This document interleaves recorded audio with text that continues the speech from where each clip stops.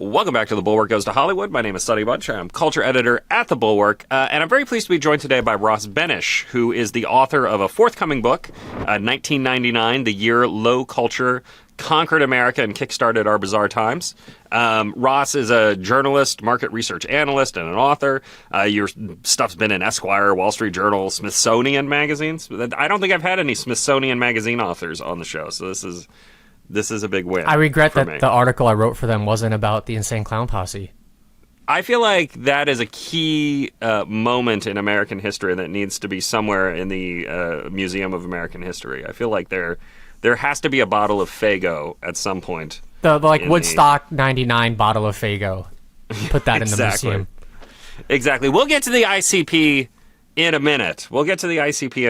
I want to start at a place I always start when I try to explain Trump and the effect of Donald Trump to people, which is the world of professional wrestling. Professional wrestling and Donald Trump kind of go hand in hand for a variety of reasons, not just because Donald Trump, of course, is a member of the World Wrestling Entertainment Hall of Fame, but because of the whole idea of kayfabe and creating a reality that everybody understands is not actual reality, but still enjoys living within it, which is a weird place to be for the world of politics, but really maybe not that weird.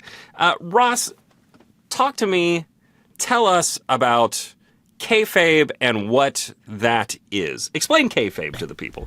Well, kayfabe is a carnival term that has been adopted by pro wrestling, basically to present something as genuine when it isn't. So just like a common example, when they say the Ultimate Warrior's from parts unknown, you go along with it because that's fun, and pretending to believe it makes it more fun to watch WrestleMania. But he's just a roided up guy from Venice Beach. He's not actually from parts unknown. So that's kayfabe. It's fakery as truth. You're along with the con, and it's something that is rooted in pro wrestling, but as you said, it's kind of everywhere right now. Like when Trump says he's going to annex Canada, I don't think even his most loyal supporters really expect Canada to become the 51st state in the next few years, but you just roll along with it. It's more fun to do that than it is to say, no, that's BS. I'm going to get in an argument with you about it. So, kayfabe, the pro wrestling concept, is kind of a guiding principle of our national politics at this point. And I think kayfabe was a part of it even before Trump came into power, even before Trump was elected, even before the first term he was elected, because there was always this kind of push and pull of a politician will say one that we're definitely going to ban abortion. That's the thing we're definitely going to do. And then it never happened. And then, I don't know what the reverse of that would be for Democrats, but there has always been kind of a we're definitely going to do this thing if we're elected. We've got 17 points in our platform, and that's what's going to happen. And then it never did. And I do think part of Trump's appeal is to both revel in and expose that, right? I do think that there's an acknowledgement of the kayfabe, which was the thing that helped World Wrestling Entertainment explode from kind of a niche thing to a much larger part of the entertainment firmament. Yeah, Trump's definitely playing on. There's a cynicism among voters when you've been told enough times that something is going to happen, but it isn't. We're going to protect working class people. We're going to give everyone free health care. Of course you don't. So when he comes along, to some people, maybe he's not doing something a whole lot different than what they've been told before. But yeah, he also runs with it. There was it was one of his meetings with Zelensky recently where a reporter said, "Do you still believe this about him?" And he's like, "I didn't say that. I said that? I guess I said that." He just he doesn't even take himself too seriously, even though he's the president of the United States, and his words have a lot of meaning.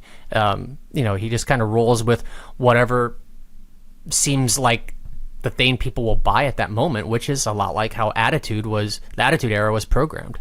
Yeah, I want to read this passage from your book because I think it is important here and helps kind of understand, right? Here's again from your book. The phrase used to explain Trump's appeal is that, quote, the press takes him literally but not seriously. His supporters take him seriously but not literally, end quote. It's a distillation of kayfabe where staged events produce different meanings for fans who buy in and haters who don't.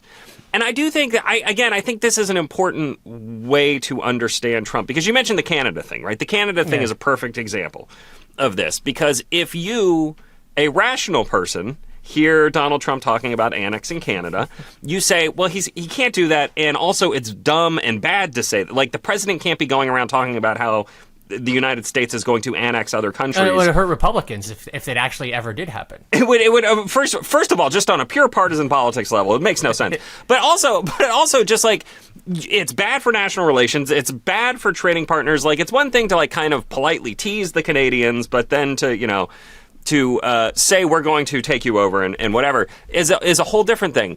If you say this to Trump supporters, if you make this case, they start rolling their eyes and being like, "Oh, look at the scold over here. Look at no fun Johnny. He's he doesn't get it. He doesn't get the bit." And I'm sorry. That drives me insane, because I actually understand where they're coming from, being a pro wrestling person, but also like. You also can't have that. You can't, it's this perfect defense where you neutralize the criticism by making the criticizer, look like a no fun scold. I don't know how to fight against that. It's tough to fight against that. I mean, it's like people who were outraged in the 90s about some of the skits that they ran in Raw, and I would have been on the other side saying they're not actually going to castrate Val Venus, okay? It's just all fun and games here. But when it's like foreign relations, we should presumably take that more seriously than we take pro wrestling. But I'm not convinced that we do. But this goes way beyond Trump. I mean, like Alex Jones and Hulk Hogan have made differences between their character in their shows and their real life person when they're in court. Like when they're in court, they're like, what I said is not like what I believe. I'm just a radio entertainer. I'm just a pro wrestler talking about my penis on Howard Stern. But when they're out there doing it, they're presenting it as like the real thing. So that's a concept that I think is difficult to get people to buy into if pro wrestling wasn't so popular. Yeah, and the difference between, what's the phrase? The difference between a mark and a smart mark, right? Which is, there are people who listen to Alex Jones and like really believe all of the things he's saying, right? There are people. Then there are people who watch and listen to Alex Jones as kind of a form of entertainment, and trying to separate those two things is very difficult. It's very difficult to do. It's very difficult to make people understand, I think, just in the general public. But also, like, it's hard to figure out what the actual end result of something like that is on a society, where you have half of the audience is like really into it and really buys it, and half of it is like, oh, look at this silliness, but it's fun. I don't know how we're supposed to handle that, how we're supposed to navigate that as a society. And it's tough when like people like that actually hold positions of authority. I guess one thing if it's a podcaster, but if the health secretary is saying crazy stuff, and you don't know where to sit on it, like that could be, not to use the term problematic because I think that's a bullshit term, but that could present some problems. It's a real problem. It's a real issue. And part of this all goes back to there's earlier in the book you talk about the rise of reality TV and the desire to be famous for fame's sake. Once upon a time, fame was a byproduct of another successful endeavor. You didn't want to be famous. You just want to make your movies. You don't want people to follow you around. Now we're like, you turn the camera outward and you're like, look at this crazy thing I'm doing. Please give me all the attention and clout for my sex tape. Right, exactly. And that is and that does mark a real shift in, again, I'm trying to tie this back to politics a little bit, because this is, a politics website, but it does, I think, go a long way toward explaining the thesis, the central idea of your book. We have this weird moment in 1999, it really like the whole like late 90s, early. Oh yeah, you could write a similar book on 97 or whatever. You pick any year in this time period, but it's this general shift from this moment where like fame is a bad thing that you kind of struggle against, to fame is a good thing in and of itself because it brings attention to me, to fame brings attention to me and now I am in charge of the FAA. Yeah. Like that's a real kind of straight line that we see sketched out here, right? Well, look at the most like cartoony reality type show person I think of is actually George Santos, who no longer is in office. Like in the 90s, that would be like, look at this guy. Like he's fun and zany and like he likes to give the sass back. He'd be a great real world cast member. But like now he's in Congress using funds for like Botox and God knows what else on his Hamptons vacations, and he doesn't care. Like he gets caught. Like he just makes cameos about it. Like, you know, making crazy birthday wishes for people in exchange for cash. I see him as like a descendant of the reality people that blew up in the 90s, but instead of just staying on reality TV, these creatures are in Congress. And you see it, you definitely see it. Look, again, maybe it's just because this is the world in which I live. I feel like you see this on the right more than on the left. At the moment.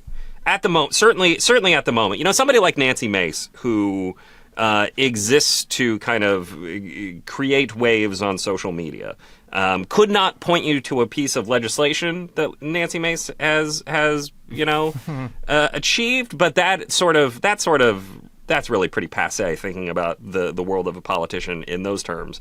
Why is that? Why has the right, which for so long has been so kind of filled with antipathy for celebrity and, the Hollywood, blah, blah, blah, has kind of devolved into this real reality show centric style of politics? You could say they're just better at doing this. Like, the Democrats don't have any, one of these cartoony characters like Dr. Oz or Trump or George Santos that they've been able to put forward. I mean, they're probably searching for one. The public doesn't give a shit about sanctimony. Like that's one of my main takeaways from the 90s is all the moral lecturing about pro wrestling and Jerry Springer just actually elevated their ratings. It made people want to tune in and see the shock and outrageous. They don't want trigger warnings on their shows. They want to watch the stuff that's considered offensive. I think the right has leaned into that and put some of these people forward, and like Democrats have been a little more pearl clutchy about it. You could say like they're the ones who are standing up for values, but are they? Yeah, no. I think this is basically right. And what's interesting is kind of the role reversal here, because in this period of time, in the late 80s through the 90s, the right was pretty regularly, particularly the religious right, but they were the ones saying like, we need morals in office. This is Bill Clinton character. He's no good. He's bad for the kids. And that has flipped almost 180. Well, in the 90s too, like the right, the left had like Jerry Springer wanted to run for governor. Jeffrey Feiger, who was like Jack Kevorkian's lawyer, and he was a lawyer in all these other high profile cases, won the Democratic nomination for governor in Michigan. They had some of those types of figures, but they the old school party like pushed them away. They didn't want their baggage, but like the Republicans tried to push Trump away, and then he conquered them anyways, and then more people like that have followed him. Well, and this gets to a key thing, I think, which is that there is a difference in the voter sets. I think Democrats are less interested in that type of candidate than Republicans have shown themselves to be for the more celebrity-driven candidacies. I think. Yeah, I don't know. a little bit. And, when most of the pro wrestler politicians have been Republicans too. Mm-hmm. Like there's been a lot of, most of them have run unsuccessfully, but there's been a lot of wrestlers who have like ran for office. The most notable one is Jesse Ventura, becoming governor of Minnesota, or you could say Linda McMahon now, former CEO of WWF, being Department of Education Secretary. But like, it's very rare that a pro wrestler runs for office will be anything other than a Republican, and that's just kind of, I feel like that is just that's a broader trend where if an entertainer runs for office, they run Republican. Even Arnold Schwarzenegger, who probably wouldn't fit into today's Republican Party, was a Republican governor of California. There haven't been, like Clay Aiken ran for office and didn't do anything. Like the Democrats just haven't had that figure.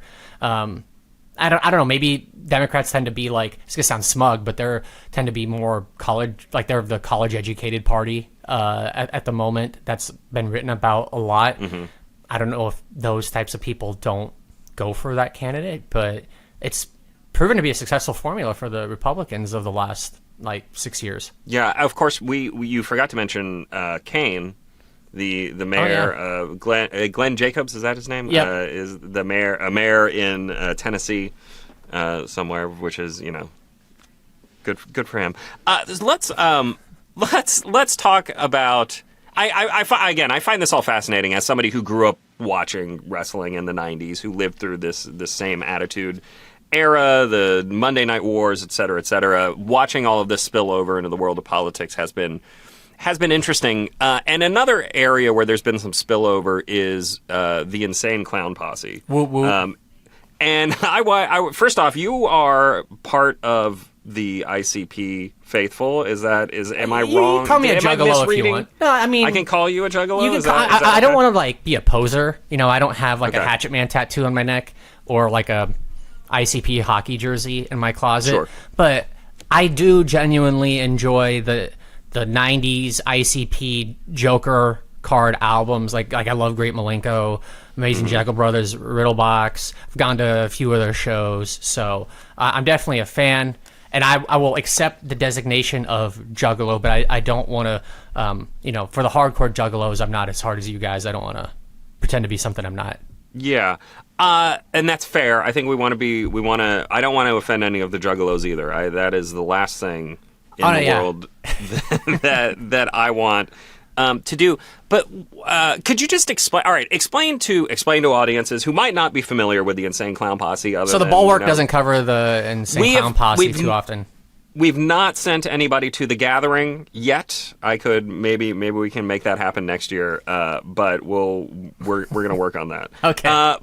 So Ross, what is the Insane Clown Posse? Explain them to the listener. Well, they're a rap duo that emerged in the 90s, and they use horror movie theatrics to promote their gimmick. So they paint their faces like clowns. They all their songs have murder and voodoo and magic and witches and all sorts of crazy stuff in it. They very much believe in an afterlife. They talk about Shangri-La in a lot of their music. But it's very kitschy, and in the 90s it was viewed as more menacing, and they were certainly outcasts of the music industry. So they blew up because this group that's their albums are one song's about keeping your teacher's head in your book bag after you cut it off, and the next song's about necrophilia. It's stuff that makes a 10-year-old laugh, which is what I was doing at the time. They were on Disney's album label, and Disney kicked them off before the album came out, and that just gave them so much support, because it's you want to fight the man, and that helped transform them into this national curiosity where they've remained. They've never gotten huge. They've never been a band that's gonna sell out football arenas or even basketball arenas. They do small shows for a few hundred people, maybe 1,000 people, and that's sustained them for 30 years. They have a really intense group of fans called Juggalos. So ICP fans aren't just well, first off, ICP isn't on the radio. I was gonna say, they're not just oh, I like ICP when it comes on the radio. No, they're into it. They have hundreds of dollars, maybe thousands of dollars worth of merch. Their friends come from other concerts on the show. They have a sense of life and community built around the band, and that's allowed them to have a religious following that sustains their career, even though they never got super huge. They've used niche spiritual devotion to sustain themselves far longer than bands that were much bigger at their peaks. Yeah, no, and the way specifically that they have kind of done this is by leaning into that outsider status. I want to pull up just one thing that you wrote about here in the book. Hold on, let me get to my dog ear. And kind of tie it to tie it to the rise of Trump, because I think it is interesting the way in which the ICP said, these people look down on us, and so we will be outcasts together. We will be loners together. Yeah. Which is... we're going to wear a shirt that says "World's Most Hated Band." The FBI said we're a gang. We're going to, like, be proud to be gang-related. You make fun of us. Well, we actually like ICP more because you make fun of the way we look and dress. We don't give a damn about broader culture, for sure. And I think that is, I mean, again, I think this is perfect, right? So again, I just want to read from the book here. Quote, it's common for evangelical Trump voters to proudly wear merchandise with deplorables printed on it. The implied message is that if you are getting mocked or mistreated for your faith or political stance, that you're on the righteous path. End quote. And I do think that is, I cannot help but feel that this is the one of the real linchpins to understanding the whole Trump phenomenon is that there is an outsider-insider status here, which is to say, you have said that we are no good, we're deplorable, we're a gang, whatever, and fine, we will be. And he's our guy, and he speaks to us, and we will back him no matter what. Yeah, well to put it in other terms, like Rob Harvilla, he hosts a podcast about 90s music. He says you can learn as much from a band about who runs away from them as you do is who runs towards them. Whether it's, ICP fans or Trump supporters, I think you could say like a similar thing. The people who are mocking you or giving you disdain define your movement as much as those who support it. You almost want to embrace it more because, like, well, the people who you perceive as being on the wrong end of society are the ones mocking you. Like, look at those eggheads and all those coastal elites mocking us. That actually makes us buy in harder. And ICP is not Trump supporters. They actually endorsed Harris.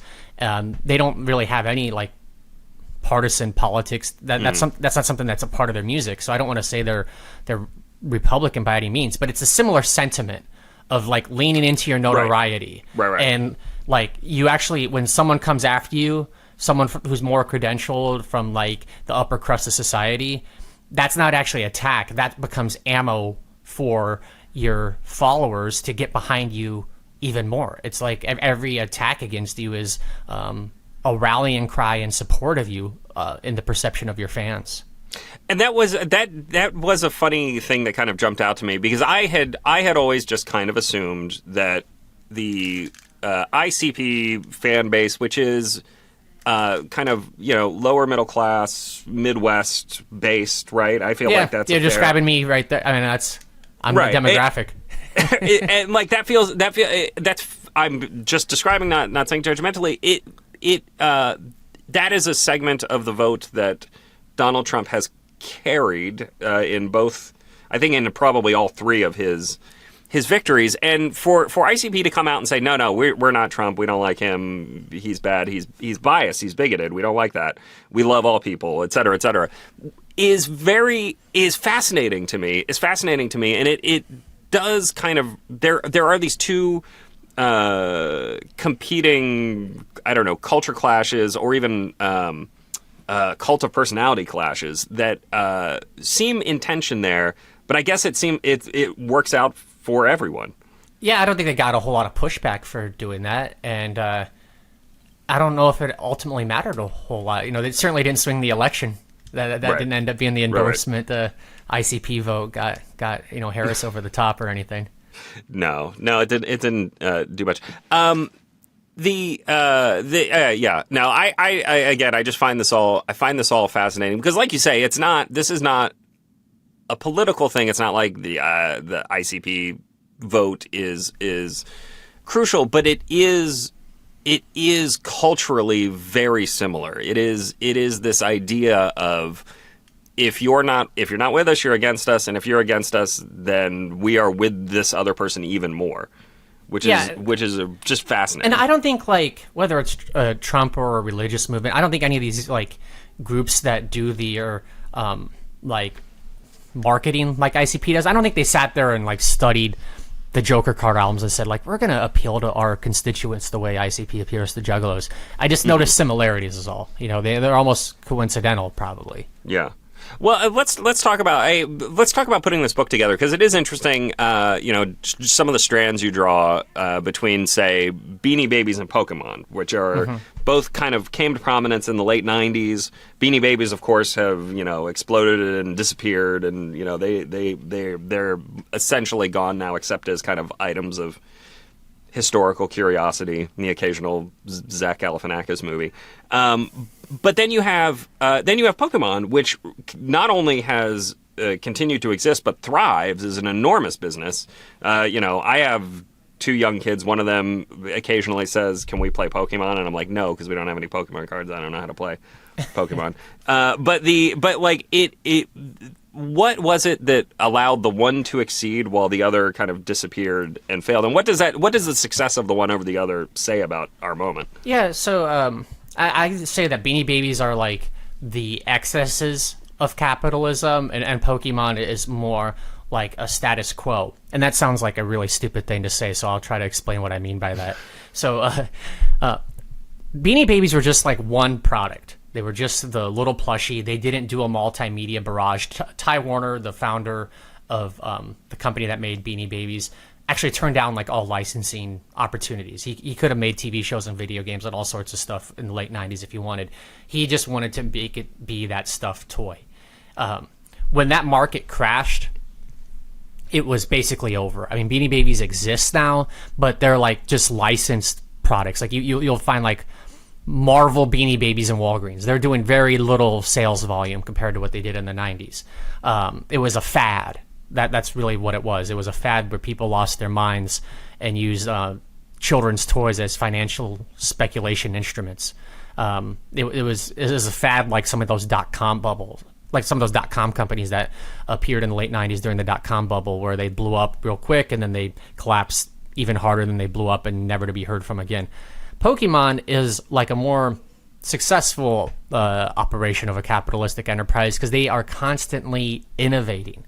Like, Pokemon came into US in 99 with a barrage of products, and they all interrelated to each other, and they like fed onto each other. So you could learn more about that universe and expand deeper if you played the video game than if you just watched the anime. But then like the anime and video game also related to the playing cards and the movie and the soundtrack to the movie. And so all these products, of course, they're just trying to get more money. Gotta catch them all. I mean, that's like the best slogan of, that's like the best slogan for capitalism you could ever come up with, is gotta catch them all.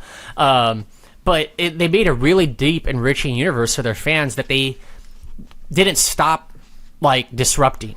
Like, look at Pokemon Go. I know it's a little old now, but that was a huge innovation of using AR. There's Pokemon Smile now, like to brush your teeth, Pokemon Sleep. They aren't done at all. Like, they're going to keep adapting to the times and pushing more stuff, which is like what successful companies do. Beanie Babies at the peak was probably as hot as Pokemon, but like they just did the one thing in the flash in the pan. So like Beanie Babies is like Cosmo.com. You probably never even heard of it, but it was huge in 1999 and ran a Super Bowl ad before it blew up. But Pokemon's like Amazon. They emerged from the .com bubble and just made more stuff that people wanted and got really creative about it. And like now they're raking in billions. They're one of the biggest IPs in the world still 25 years later, which is remarkable. Yeah, it is wild. I mean, it was slightly after my time, so I was never really into it. But again, to hear my son and his friends talk about Pokemon still, I'm like, wow, this is really... And they're like a generation removed from its inception, right? Yeah. I mean, two. I mean, they're, it just keeps going. It keeps going.